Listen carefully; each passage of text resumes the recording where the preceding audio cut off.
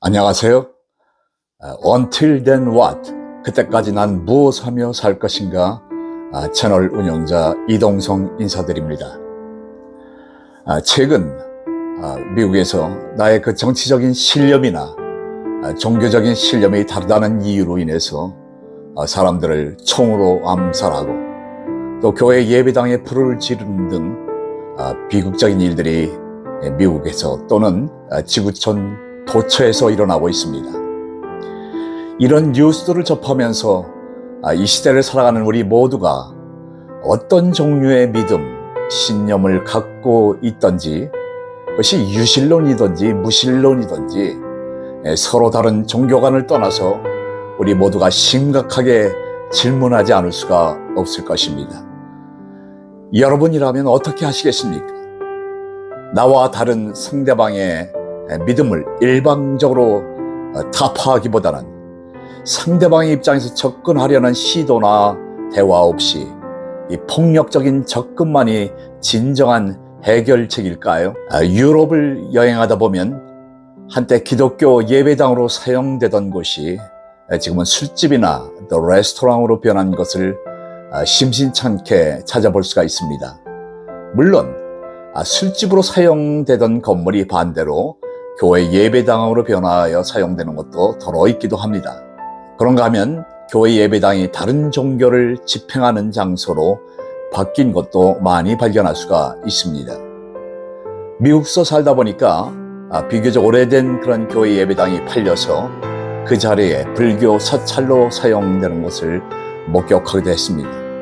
물론 교회가 교인들 숫자가 급감하고 재정적인 어려움이 있다 보니까 타 종교기관으로 팔게 된 이유도 있겠지요.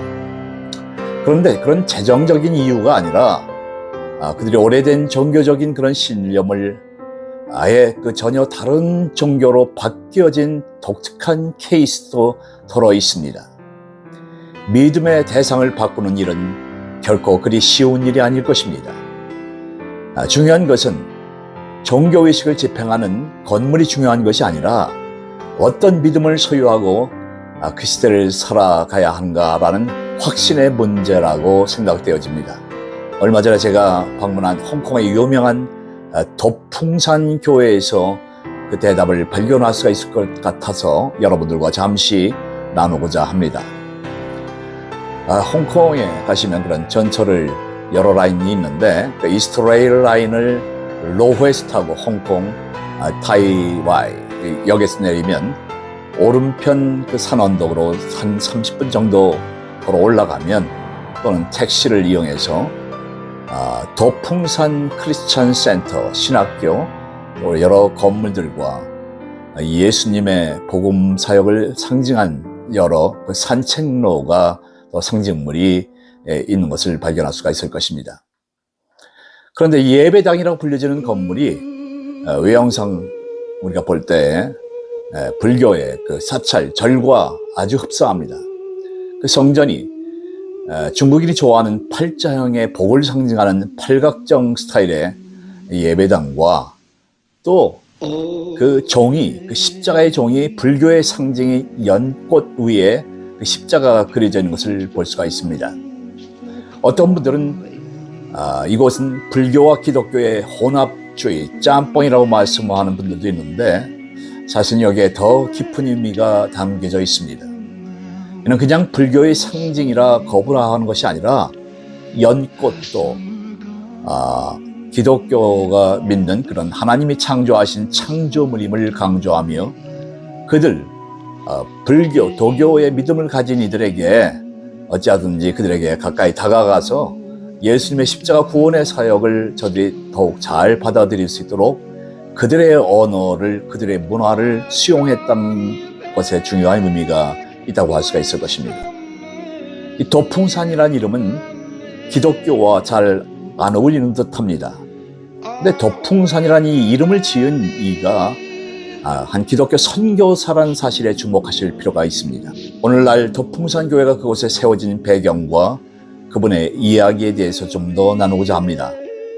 중국의 1900년대 초에 노르웨이 그 루터란 교회 교단에서 칼 라이언트 선교사가 처음 중국 본토에서 사역을 시작했습니다.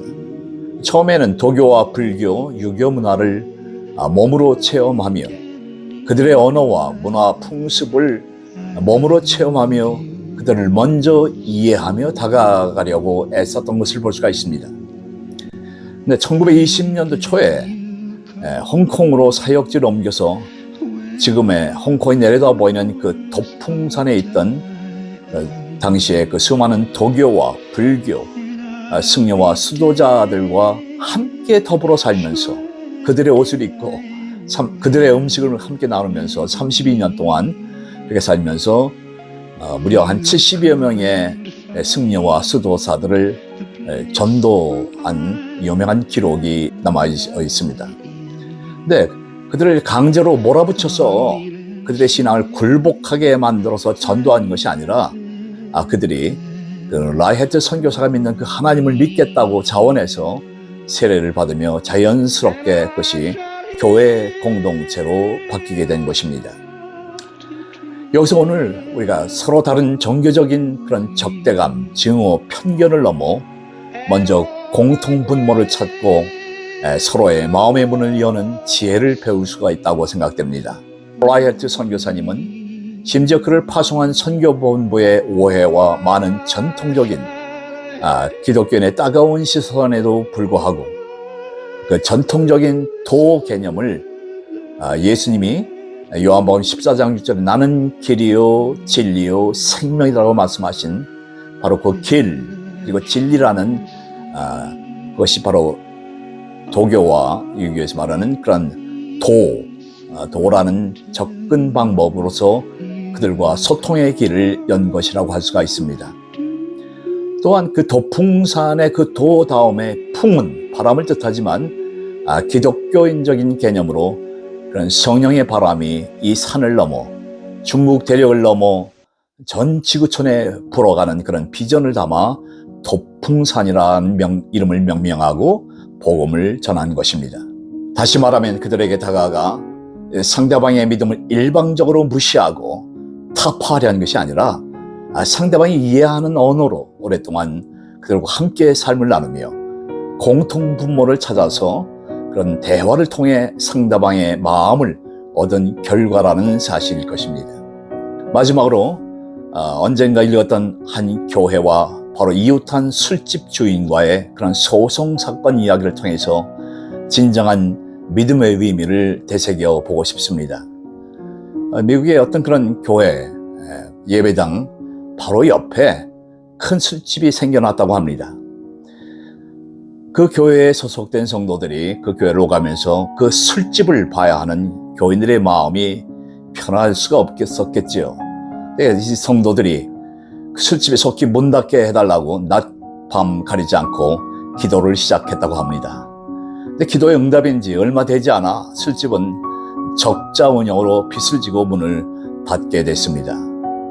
그런데 이제 그 술집이 문을 닫아서 안도의 한숨을 놓고 있던 그들에게 그 술집 주인이 그 교회를 향해서 소송을 걸어왔습니다.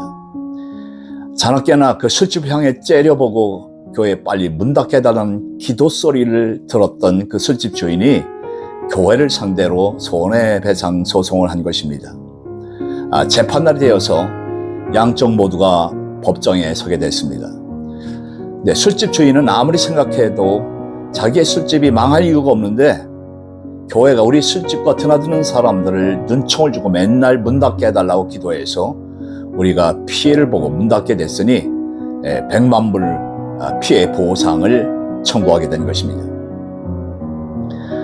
교인들이 이에 반박하면서 무슨 소리냐, 장사 안 된 것이 왜 우리 탓이냐, 망할 집이 기도한다고 망할 수가 있느냐, 어디 와서 생떼를 쓰느냐, 그것은 억지다라면서 자기들이 기도해 놓고 혹시 모를 금전적인 피해 보상 때문에 기도의 응답을 사실상 스스로 부인한 듯한 반응을 보인 것입니다.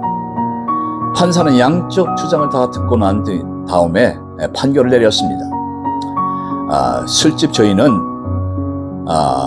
이 교회 때문에 술집이 문 닫았다고 했으니까 그 교회 사람들이 믿는 하나님한테 하늘나라에 가서 교회 사람들이 믿는 하나님 앞에 $100만 직접 받으시 바랍니다. 그리고 난 다음에 판사는 뼈 있는 말을 그 교회 성도들에게 남겼습니다.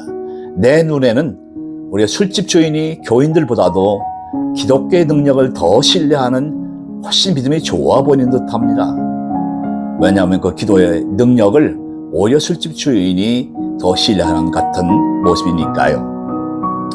이런 에피소드를 생각하면서 다시금 그 도풍산교회 설립 배경을 통해서 비록 나와 다른 종교나 신념을 지닌 이들에게 내가 마음을 안 든다고 해서 저들을 죽이고 파괴하는 것이 아니라 내가 믿는 믿음이 그만큼 철저하다면 저들의 삶에 스며들어가 온유한 마음으로 상대방의 마음을 얻는 것이 중요하다고 생각됩니다. 저 유명한 성경 말씀처럼 사랑은 오래 참고라는 말씀처럼 그렇게 다가간다면 찰리 커크를 암살하거나 또 최근에 그 미시간에서 일어난 몰몬교회 이단이라고 불려진 사람들을 그들의 신앙을 증오하던 한 사람이 바로 그 예배드리는 이들에게 총격을 가하고 불을 질러서 예배당을 전소시키는 그런 참혹한 비극들은 극복되지 않을까 생각해 봅니다.